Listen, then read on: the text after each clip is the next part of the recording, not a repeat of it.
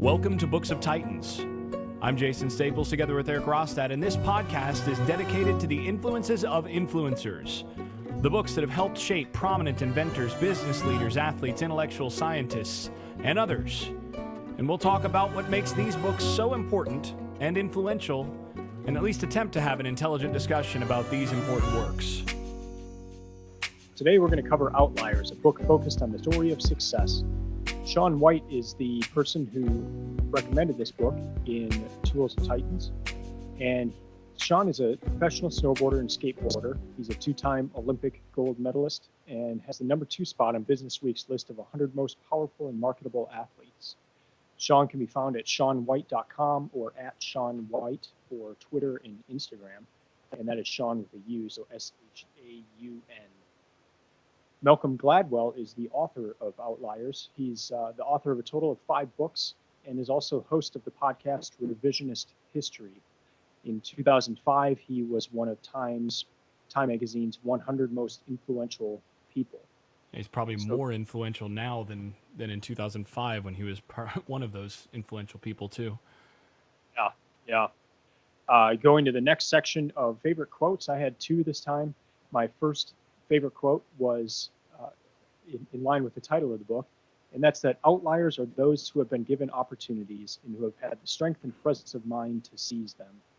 The second one is the outlier in the end is not an outlier at all.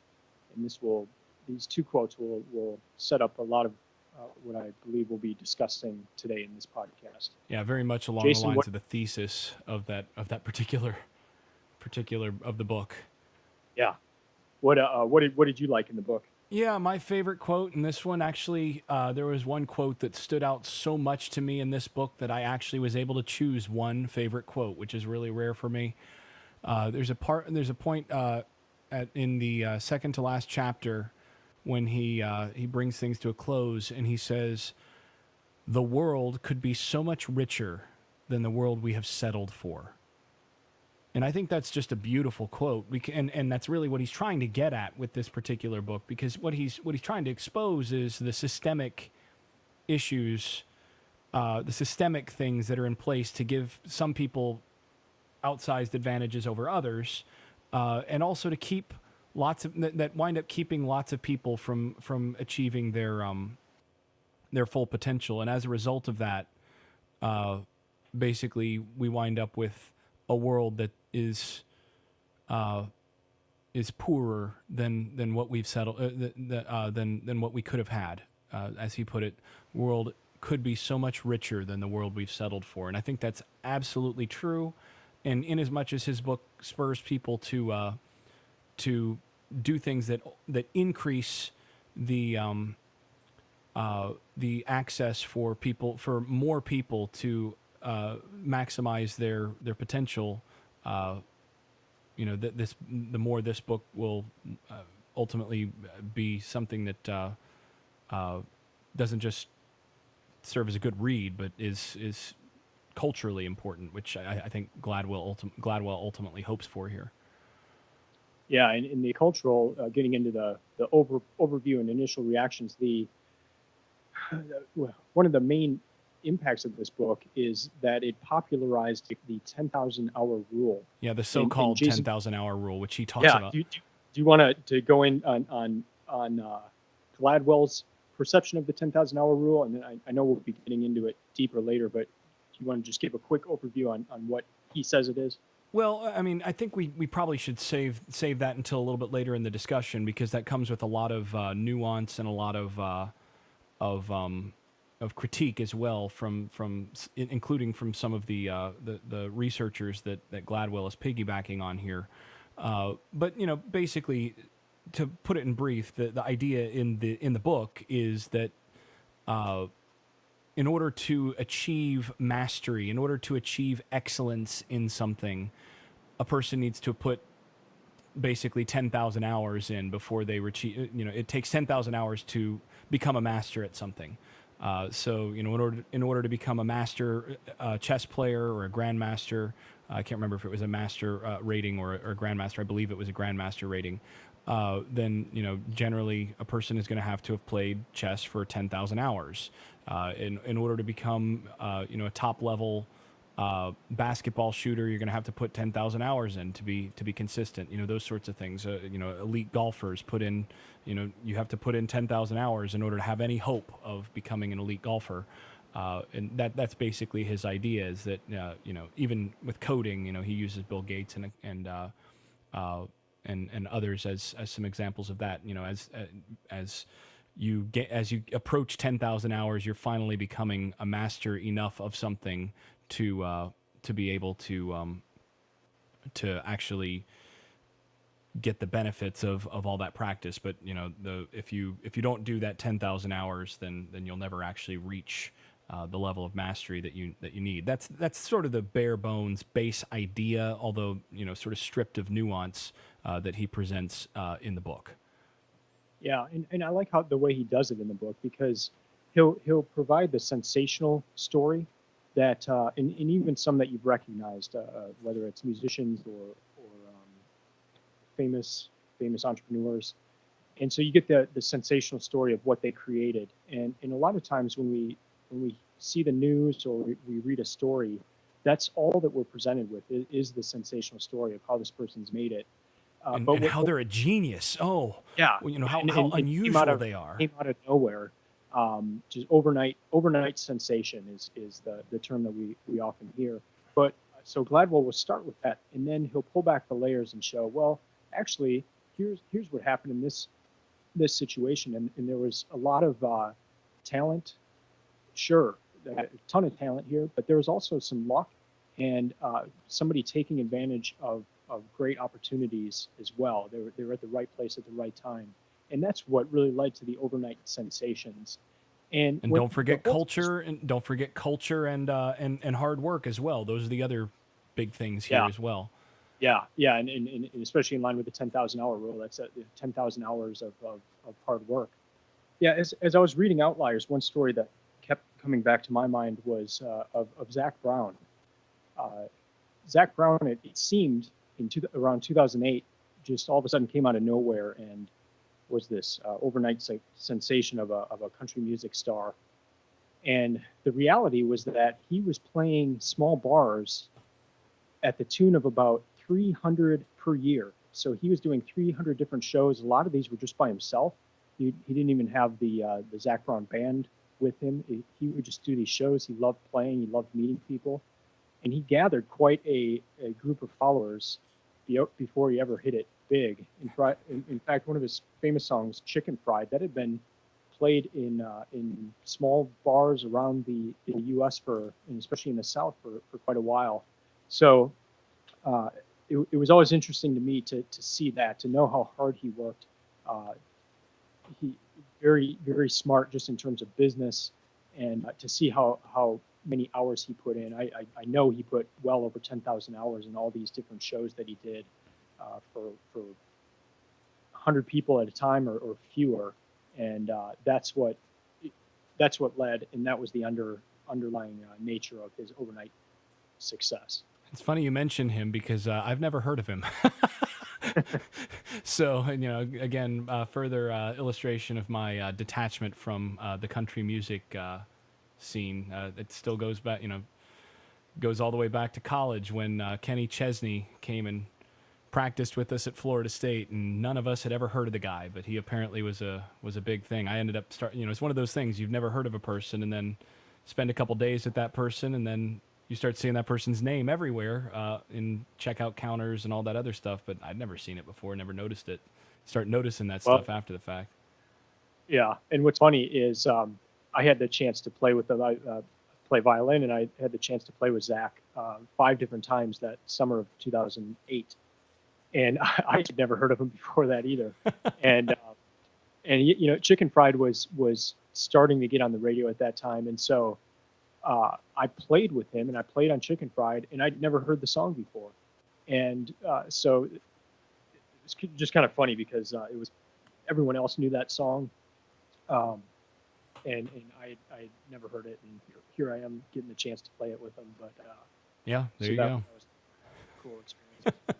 But another good example, and there is no shortage of those examples where almost always, and there are exceptions to this, but almost always when you see someone who arrives with tremendous success, that success is only out of the blue, or only instant stardom or something like that. Is perceived to be instant stardom by those who weren't paying attention before that person became a star. But it normally takes, again, that decade period of putting in all the work before you actually begin to get the payoff for it.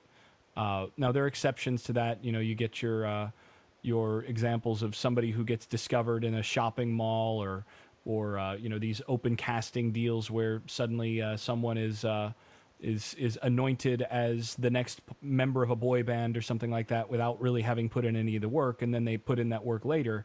But I think more often than not, those people wind up proving the rule because they actually suck. And you think about boy bands and so on. They're examples of people who, in many cases, didn't put in the 10,000 hours to earn that success initially, and they're thrust into it. And more often than not, they're not actually that good. They're actually just front people for the composers and so on, who've actually put those 10,000 hours in and need somebody to be the coat hanger for their clothing, essentially. So yeah, there are more examples than not. Yeah, it is possible though that they did put 10,000 hours into their hair. Yeah, some of them. Yeah, I suppose that's true. They've got to get that perfectly messed up look, right? But as for what Gladwell's trying to do, basically he's trying to demonstrate that success, particularly prodigious success, is not something that is accomplished by any individual, and is not the result of rare genius or special gifts, but is rather the confluence of a variety of factors that involve culture and special opportunities that are provided by just blind luck, or by the rules of the game, and such that outliers, who you would look at as geniuses and all this other, and those who are accomplishing what no one else could have, are in many respects the product of their surroundings and of their particular opportunities, and of the various systemic factors surrounding them. They're as much that as they are, geniuses, and in most cases, they're more that than they are, special geniuses who are just born with the muse speaking to them from the beginning. And that's really where he's trying to get here. I mean, he early on talks about what sociologists call a cumulative advantage. So basically, this idea that someone is born into a situation where systemically they have accumulated, or the people that to whom they're born and among whom they're born have accumulated a series of advantages that then put that person in the position to seize just the right moment for prodigious success. And yes, that person may be the only one who is born into all that accumulative advantage who has that level of success, which says something, but it isn't just talent. And I think what he's trying to get at in this book is success is not just about natural talent.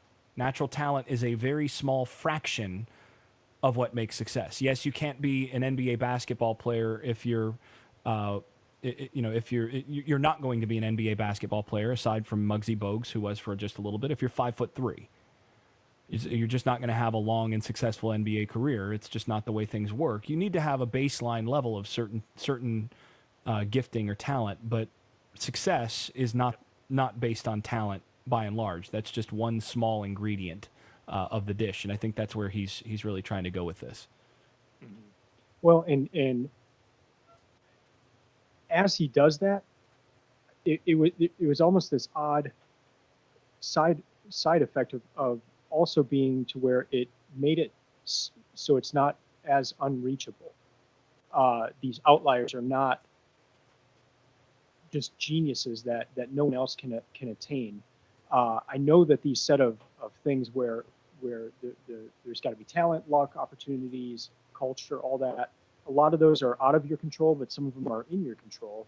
Especially the 10,000 hour rule, and we'll talk more about it. But yeah, it's a tremendous amount of time. But you could put in the 10,000 hours, and so in an odd way, it kind of took down the genius factor, or these people were overnight sensations because they're just geniuses, and it almost made it somewhat attainable that you could reach that with the right circumstances, or just some really hard work into whatever it is that you're wanting to do.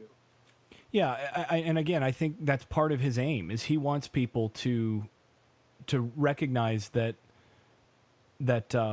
all that their heroes also, put their pants on one leg at a time. Although I think it's important if you really want to be special to set it up so that you put your pants down on the floor next to the bed, and you can always put your pants on two legs at a time that way, just so that you can be different from everybody and better. But he wants to highlight that these are people who are human beings who have flaws and have limitations much more than people realize, and they just happen to have seized the moment, the right moment for particularly what they accomplished. And there's a twofold. I think you highlighted one aspect of that, but there's sort of a double edge to this. On the one hand, it shows that wow, a lot of people could have been Bill Gates if they'd had the right ingredients that Bill Gates is able to take advantage of. The right cultural and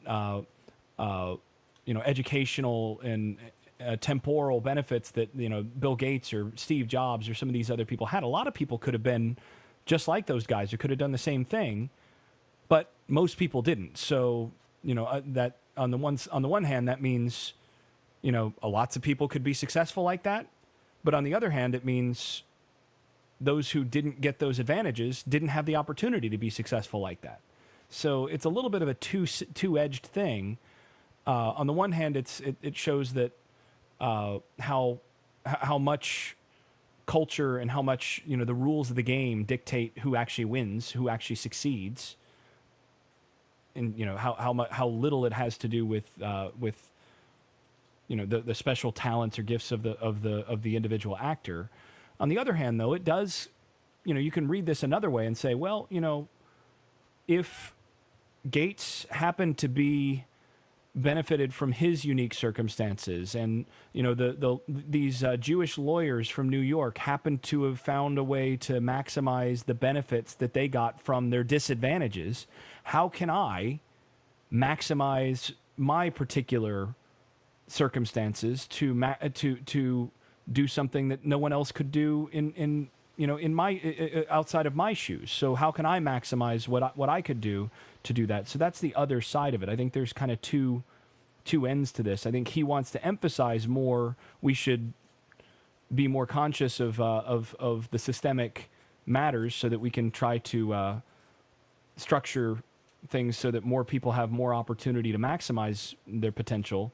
But on the other hand, for the individual reader, it does give us an opportunity to say, well, where are my advantages, and where can I apply them? Yeah. All right, let's go ahead and get to the overall, sort of the nitty gritty stuff, a little bit more detailed discussions rather than this overarching stuff. So you wanted to start this off, I believe. So let's go ahead and get into some detail. Yeah, and I actually wanted to start it off with a question for you. What are the things that you've spent 10,000 hours on? Oh, geez. I had to think about this. So one, I probably have spent 10,000 hours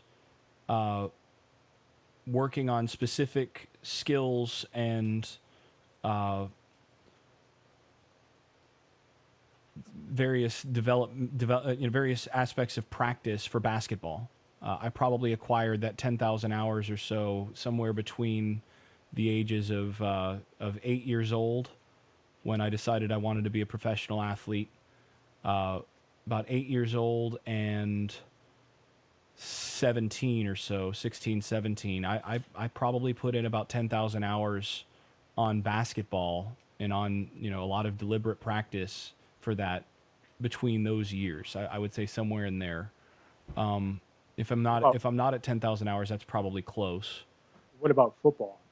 Football, I came across a lot late. I came into a lot later. I mean, I played football in college, as you know, but I didn't actually play football until like competitive football. I mean, I played 1 year of youth league when I was younger, and then decided to focus more on basketball and track and some other things. But I didn't play football again until my junior year of high school, and so that was sort of more the beneficiary of all the work that I'd put in on basketball and in track and so on to be able to make that transition. But I put in less time on that than some other things. And frankly, when I got to college, it really hurt me. It's one of those things I didn't have some of the background on some things that I could have to have been a more successful player at that level. I also probably would have been better off had I played my more natural position in high school as well, had I actually made the switch permanent there going from receiver to quarterback. But in any case... How about if I rephrase the question? For football, would you say you put in 10,000 hours of analyzing the game? Ooh. And that can be a mixture of the work you're doing now in coaching, in covering the games, in writing about the games, and then also in having played the game. That's probably around, I'm probably around 10,000 hours at this point as far as that goes, yeah. In terms of thinking, in terms of the analysis and breaking down tape and all of that. But the thing is, that's still not I would say that's still not 10,000 hours of deliberate practice in that regard. I've done a lot of analysis, which is getting closer to deliberate practice in that regard. But I'm probably a few thousand hours shy of that. If we're getting down to the deliberate practice thing, which we'll talk about in a little bit in a moment.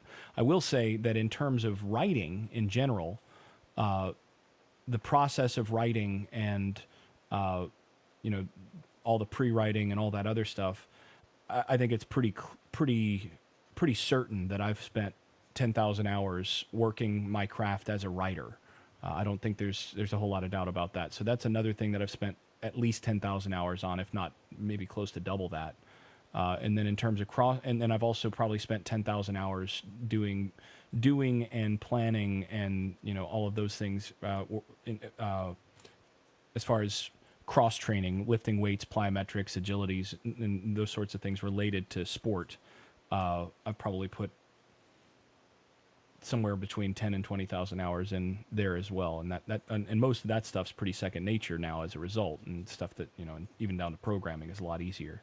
I'm going to turn that question back to you though. What have you spent 10,000 hours on?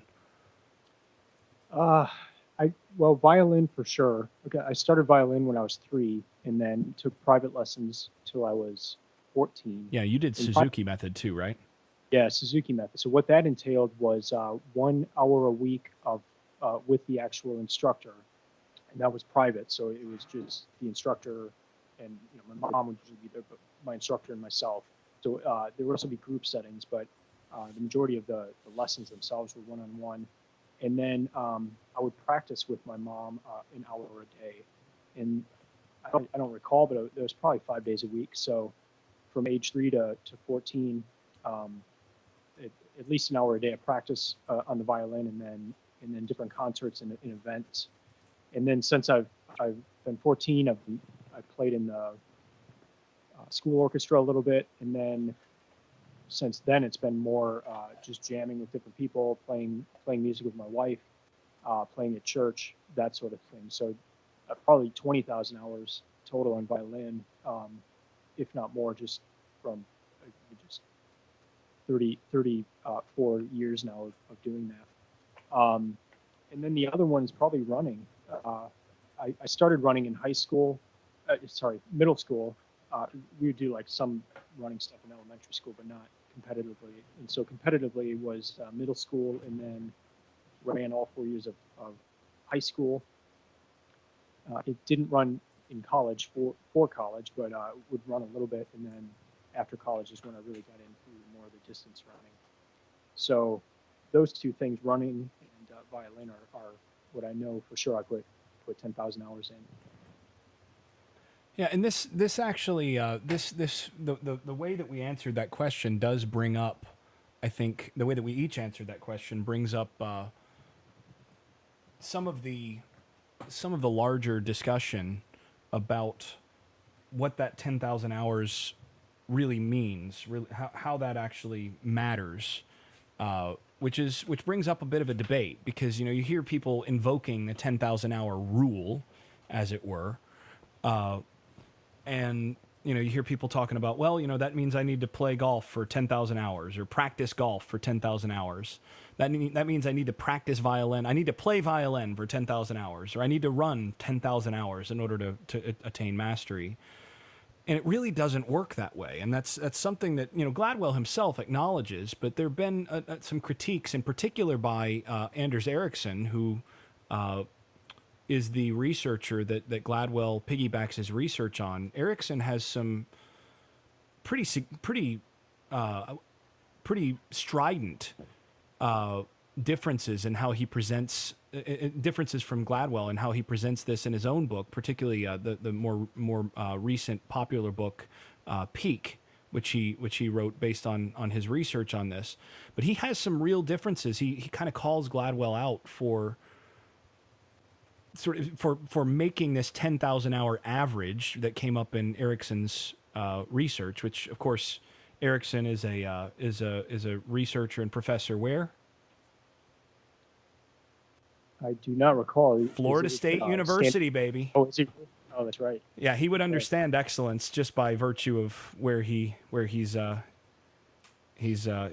doing his work. So, in any case, Ericsson's studies showed that, in particular, this had to do with musicians and a few other things, but the musicians was one of the ones that Gladwell seizes upon, is that the elite level musicians who are making it, the ones who really get there, averaged about 10,000 hours of deliberate practice.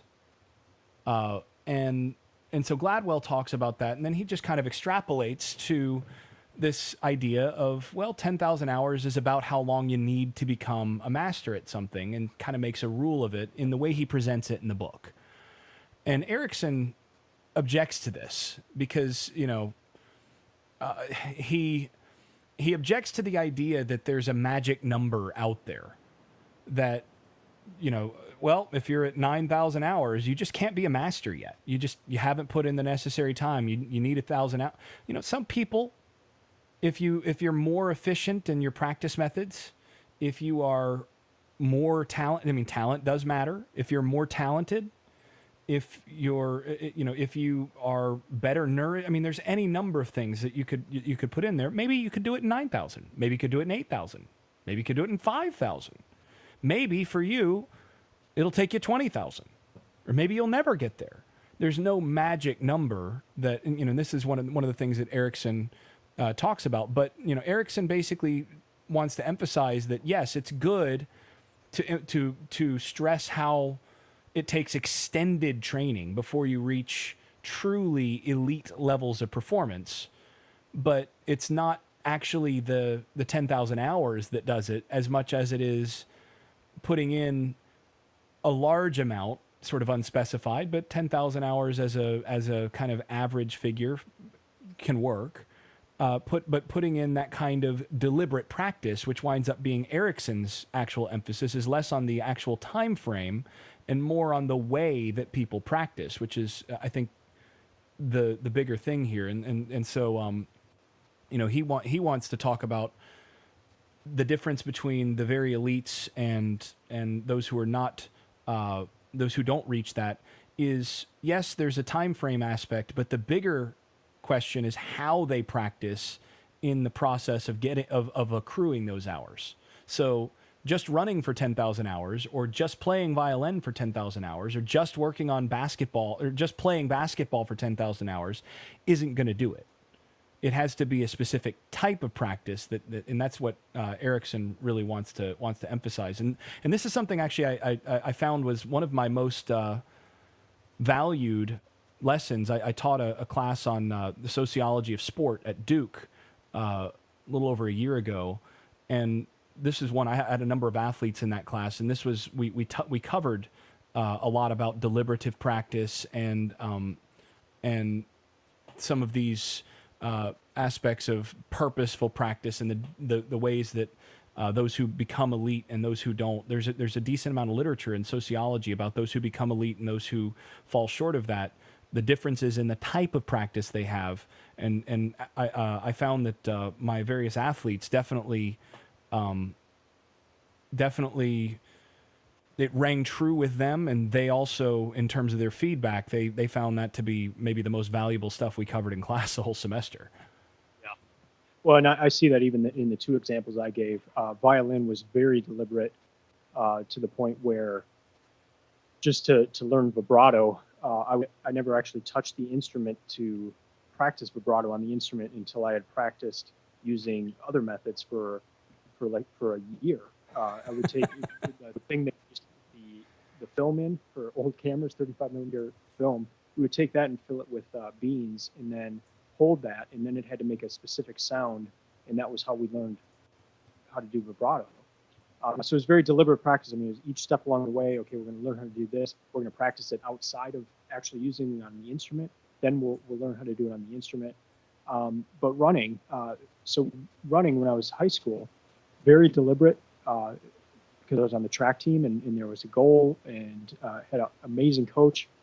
But now if I look back over the last 8 years of running and I look at my time per mile 8 years ago and time per mile now, it hasn't changed.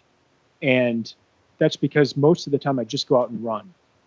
And I don't have that deliberate running practice.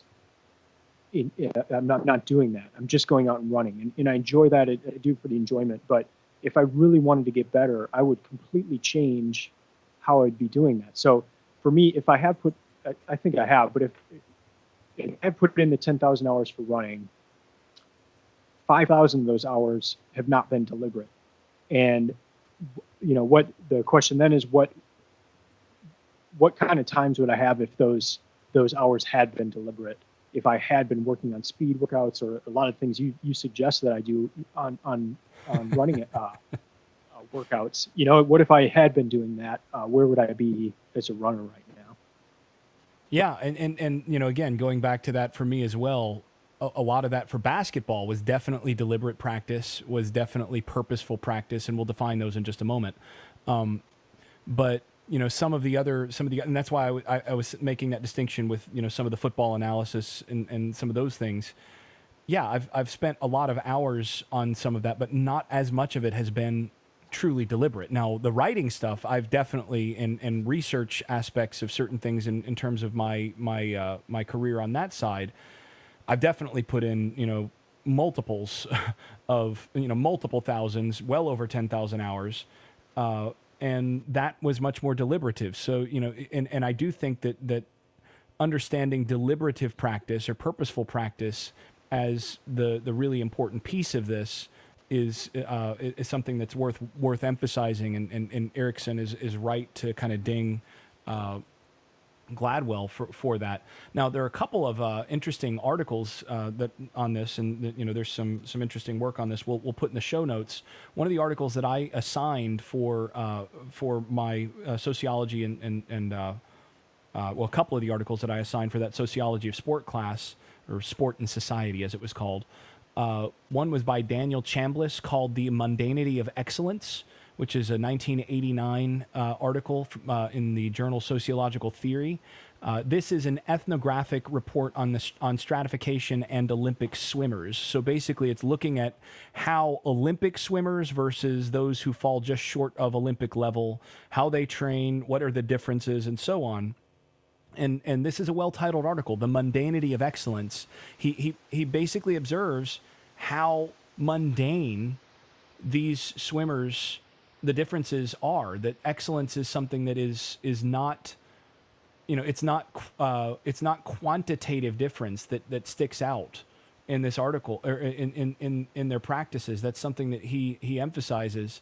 It's the qualitative difference in how they practice that was the biggest difference that showed up over and over and over again. And the same sorts of things have been applied. There's been other work that's been done to apply this to other sports. So, there's another chapter in another volume. It's a book chapter in Sociology of Sport and Social Theory.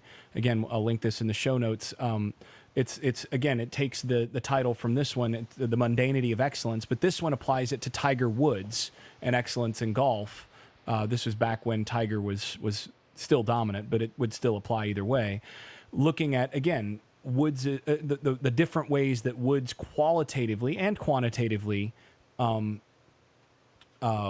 became not just a great golfer, but a dominant one in his era, and essentially, that wants, again, to bring out the point about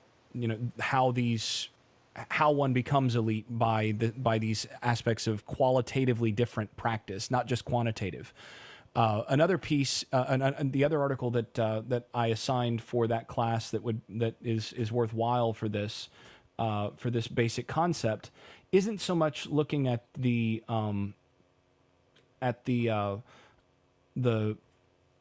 specific practices of becoming excellent, but it's looking at a structure of how this works in soccer clubs in Europe. It's a New York Times Magazine article from 2010 by Michael Sokolov called "How a Soccer Star is Made."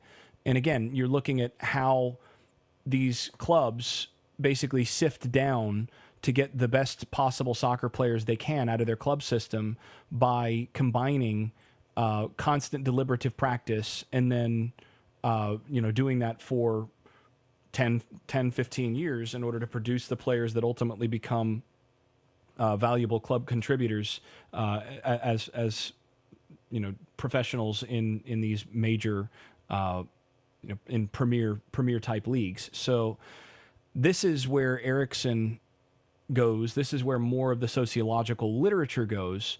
And I suppose it's probably a little bit late in the discussion to do this, but to talk about what Erikson defines as purposeful or deliberative practice. And he says, and this is Erikson's words here, purposeful practice is when you actually pick a target, something that you want to improve, and you find a training activity that would allow you to actually improve that particular aspect.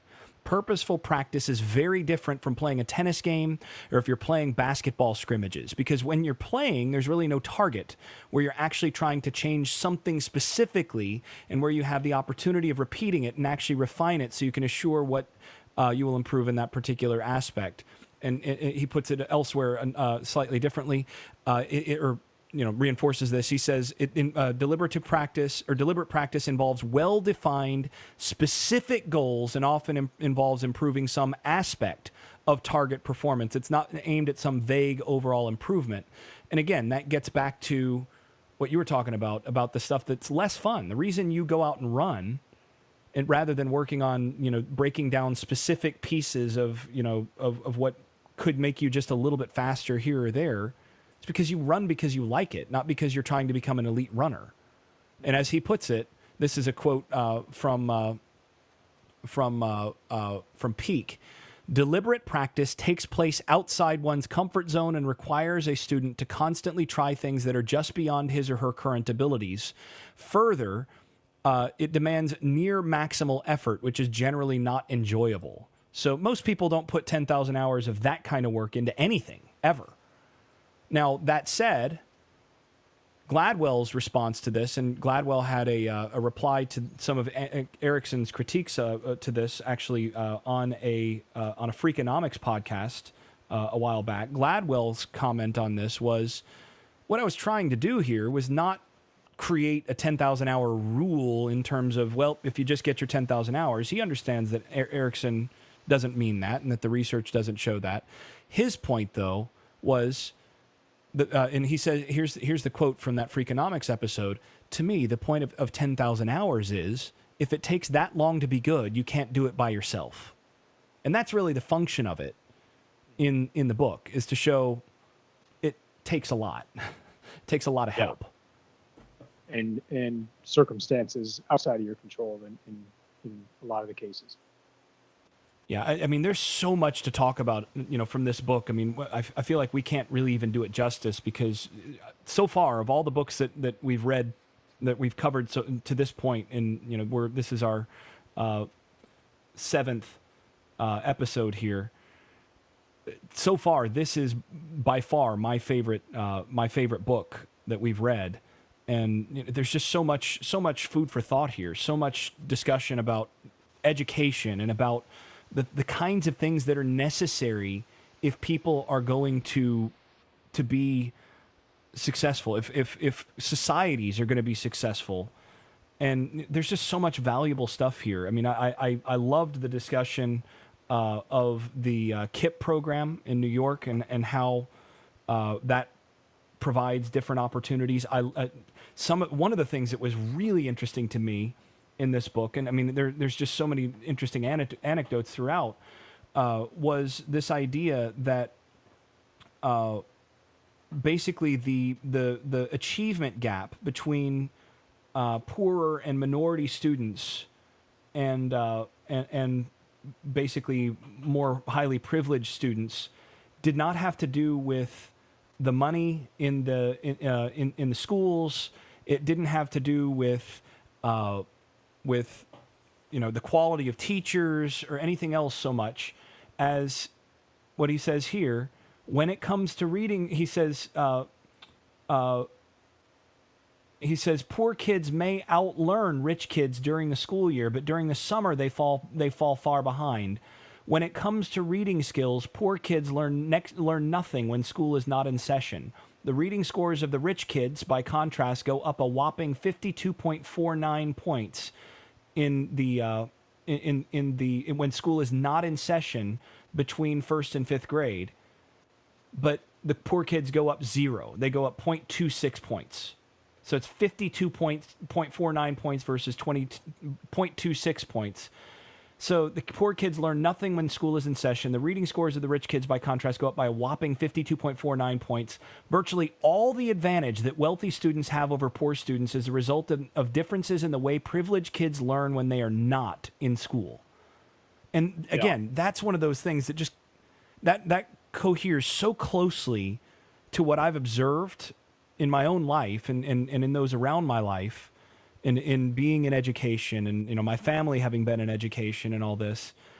And he says, there's differences in parenting style. There's the problem of breaks of what happens in summer break, with people who have one parenting style versus others or have resources to support that. And so much of this, quite honestly, I mean, if that's the case, that's an easy policy thing to change, right? Yeah. It's things like that and it's highlighting that little cultural things having to do with parents. And again, this gets back to the often brought up by some and often ignored by others in the education discussions, that the single biggest factor in terms of educational success is parental involvement. Mm-hmm. Not quality of teachers, not schools, whatever. Parental involvement ends up having impact in terms of what schools those kids go to and all that as well. But parental involvement being the thing, well, it's because of this kind of factor. And that's one of those things that I looked at and just went, wow. The other thing that was interesting about that is he talks about the reason that we had summer vacation to begin with, and it was more to coincide with the farming calendar. So, and it's just stayed that way. And as people have left the farming as a lifestyle, the school system has stayed that way. But we always hear that other countries, they're just killing us in math and science and stuff. But if you look at these countries, they some of the countries don't have summer breaks, or they're much shorter. And so then the U.S., they're competing with students around the world now, and there's a huge advantage because these students in other countries may be in school 40 to 60 more days per year. And it's all because of this kind of antiquated system of having a summer break. Well, even more than that. Normally, the American school year is about 180 days, right? Mm-hmm. Well, in some parts of the world, it's 292. Wow. That's like another school year, basically. Yeah. Yep. So, and I think, for the listener, you ought to spend a little bit more time talking about that, because it's not just farming; it's a specific type of farming that he brings out here to expose the difference culturally on why we have these long extended summer breaks where rich kids can, get really big advantages over the poor kids, and other countries don't have the same kinds of breaks. Mm-hmm. Yeah, and I can't remember the specifics for the U.S. side, but I do remember with Asia, it was rice, a lot of the rice paddies, and that seems to be more involved. And one of the quotes here is, "No one can rise before dawn 360 days a year, fails to make his family rich." And this comes from a quote from southern China, where he's talking about some of the estimates put the annual workload of a wet rice farmer at 3,000 hours a year. So that's a little different than the system in the U.S. If you want to describe that of everything kind of coming to a head all together as opposed to throughout the year. Yeah, that's a little different from planting corn and then just waiting on the rain to make it come up, where you have some downtime. Wow. And it would come up during the summer, so that was the reason for the school year, is that they would need the kids to help come harvest time. But we don't really have that issue anymore. So now it's just kind of it actually doesn't work well with our current system, because all the parents are out working, and now we've got kids who are at home all summer. So it's kind of interesting how that has not changed with the change from agriculture to more service industry in the U.S. Yeah.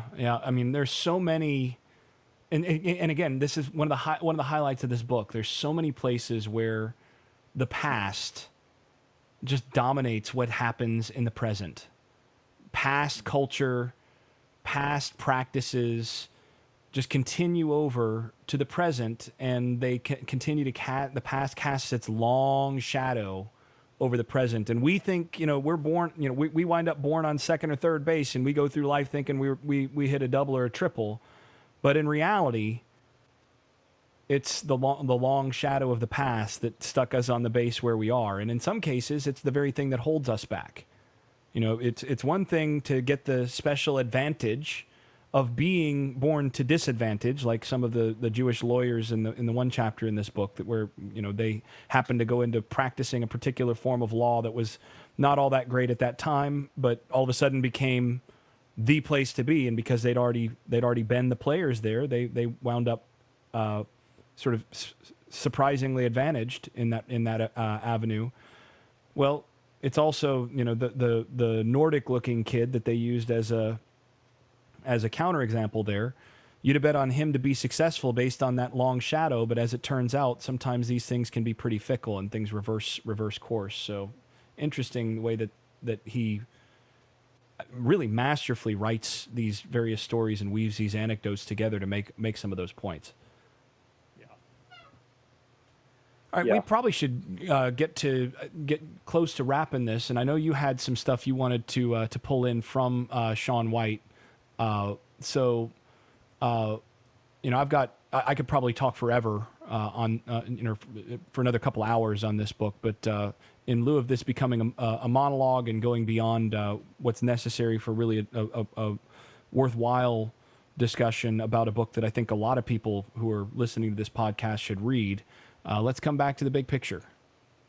All right. So most of the time in the book Tools of Titans,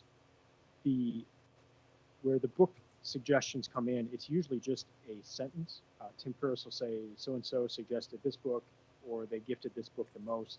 But for Shaun White and for Outliers, he dedicated an entire page. Tim Ferriss pretty much just quotes for a whole page of the impact that Outliers had on Shaun White, and how that helped him look at his own life and see where he arrived. So I thought it'd be a great way to just combine everything we talked about by reading what Shaun White here said here. So on being an outlier, this comes from page 274 in Tools of Titans, where Tim Ferriss talks about Shaun White and what he had to say about reading Outliers. So I'm just going to read it directly from from the book here of Tools of Titans. I was reading Outliers, and I was amazed by the story about the hockey players and the kind of anomaly in the system. I started applying that to my own life and thought, well, people would think I was at a disadvantage growing up in Southern California. Well, I don't find that as a disadvantage at all. It was probably sunny and nice out of the majority of the year or the winter season. Our winters aren't like somewhere in Colorado or Vermont, so the number of days I could actually go ride was probably, I don't know, double or triple the amount of someone growing up somewhere else. Then, at the same time, the person who was building the parks at Bear Mountain and Snow Summit Resort in Southern California, it was this small mountain. So the management was like, oh yeah, do what you want. And the guy was building these amazing jumps, this amazing half pipe. He now builds all of the courses for the world's best events. That's where he got his start, at these mountains. You know, they weren't going to let him go to Aspen and tear up the groomer trail or whatever. Also, the half pipe had a T-bar, like a tow rope on it. So I was thinking, wow, the number of days now that I'm riding because it's sunny and the number of runs I'm getting because I don't have to unstrap and hike back up, I would just do my trick, get back on the chair, and go back up. I realized I'm packing in months of training in these small windows compared to someone else who lives in Vermont or something, where it's well below freezing and they are hiking the pike. They're tired. You know, when you're cold, it's frightening to go, okay, I'm going to try this flip. No, you're not. It's super intimidating now. It's cold and you want to go home and get warm. I was in these conditions where the snow was soft. I had some guy building the best terrain around, and so a lot of fun things that I was able to apply in my life from that book. And that's where he closes off on that. But it's kind of cool. Him looking back as a snowboarder and a skateboarder, saying he had probably 2 to 3 times as much time as someone growing up in another part of the country. And just had other advantages that were unique to his situation, his time, his place. So I thought that was kind of a neat way to close out. Yeah, and I mean, it's another good example also of how Shaun White's 10,000 hours might be different from someone else's 10,000 hours, right? Because Shaun White is getting more done in his 10,000 hours or, 2,000 hours of not having to hike up and do all that extra stuff. 2,000 hours might be equivalent to somebody else's 10,000 because of how efficient his particular version of practice was. Yet it's a great example to close on. All right. So that is going to do it for us today. Before we get out of here, just a reminder that you can follow along with us at booksoftitans.com. And of course, connect to us on Twitter or Instagram at Books of Titans. And if you haven't already done so, you can subscribe to this podcast and find all of our past episodes through iTunes, the Android Marketplace, or your podcast manager of choice. And if you're enjoying the podcast, please be sure to give us an effusive 5-star rating on iTunes and share your favorite episodes on social media. We'll be back soon to discuss the next book, which will be Born Standing Up by Steve Martin. On behalf of Jason Staples, I'm Erik Rostad, and this has been the Books of Titans podcast. Thanks for listening. Keep reading, keep improving.